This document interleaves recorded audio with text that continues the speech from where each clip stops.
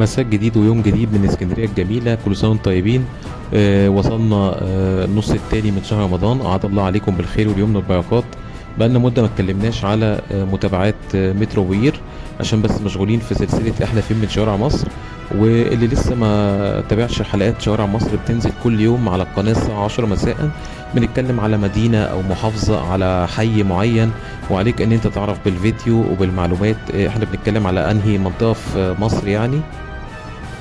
احنا فين دلوقتي من شوارع مصر؟ احنا دلوقتي في اسكندرية في منطقة فيكتوريا، احنا عند محطة فيكتوريا قطار ابو قير. وزي ما احنا شايفين في الصورة القضبان اتشالت كلها، وادي المحطة كلها فاضية من محتوياتها، وخلاص ازالة القضبان عدت كمان ميزان فيكتوريا وداخلين على الرمل الميري.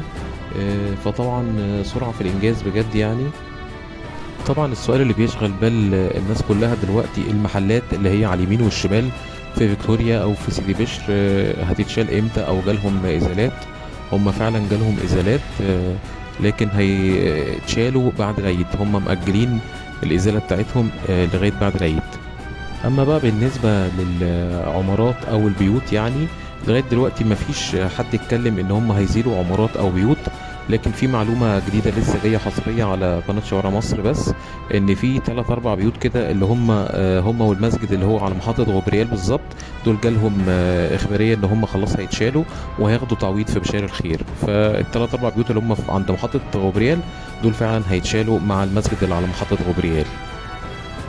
زي ما احنا شايفين طبعا دلوقتي برضو المسجد اللي على محطة فيكتوريا ده برضو هيتشال، وكل المنطقة كلها هتتغير، وهيبقى في طريق واسع زي طريق محور المحمودية ان شاء الله، من اول ابو قير لغاية فيكتوريا، لان المترو هيبقى علوي لغاية ميزلان وينجت، وبعد ميزلان وينجت هيكمل بقى سيدي جابر لغاية محطة مصر، ده سطحي زي ما هو. زي ما احنا شايفين دلوقتي في الصورة، احنا كده على يميننا محطة فيكتوريا الترام، اللي هي ان شاء الله محطة فيكتوريا المترو دي هتبقى محطة محورية، ان انت ممكن تعمل تبقى تبادلية زي مثلا محطة الشهداء اللي هي في مترو القاهرة، بتبدل بين خطين. فهيبقى ان شاء الله بعد ما يكتمل مشروع ترام الرمل وتطوير ترام الرمل، هتبقى فيكتوريا دي محورية، ان ممكن هيبقى فيه كوبري ان شاء الله يوصلك من محطة فيكتوريا اللي هي العلوية لمحطة فيكتوريا برضو اللي هتبقى بتاعت الترام تبقى علوية، عشان يبقى الشارع برضو محدش يعني ايه يعدي الشارع او كده، لا هيبقى فيه كوبري ياخدك من محطة المترو لمحطة الترام على طول. طبعا زي ما احنا شايفين الكباري العلوية ديت كلها اللي هي في المنظرة وفي العصافرة في سيدي بشر وفي فيكتوريا، كل ديت هتتشال للأسف يعني. من ساعة ما هي اتعملت محدش كان بيرتدها كتير او محدش كان بيركبها كتير، لان الناس كلها كانت بتستسهل، او كبار السن ما بيقدروش يطلعوا على السلم. بس ان شاء الله بقى هيستبدل بقى الكباري ديت بكباري سلالم كهرباء، وانا باكد لكم المعلومه دي ان شاء الله المترو هيبقى كله سلالم كهرباء عشان كبار السن، وعشان برضو الاطفال وكده والسيدات. بصوا بقى دلوقتي احنا كده خلاص نزلنا بقى من المسقط اللي هو العلوي، واحنا كده قربنا على الارض على محطة فيكتوريا. وزي ما احنا شايفين كل القضبان اتشالت خلاص لغاية كمان بعد الميزلان كمان، وهم قربوا على الرمل الميري خلاص، او ممكن يكونوا وصلوا الرمل الميري النهاردة يعني وانا بعمل الفيديو دوت.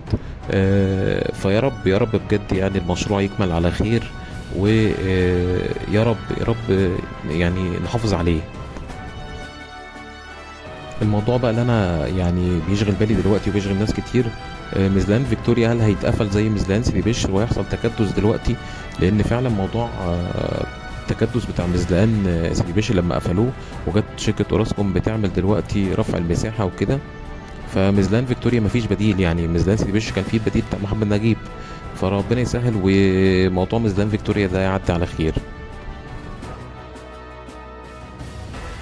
شكرا لكم لمتابعتكم لاخر الفيديو، وان شاء الله كده تابعوني كده على القناه، هنتابع لحظه بلحظه مشروع مترو وير.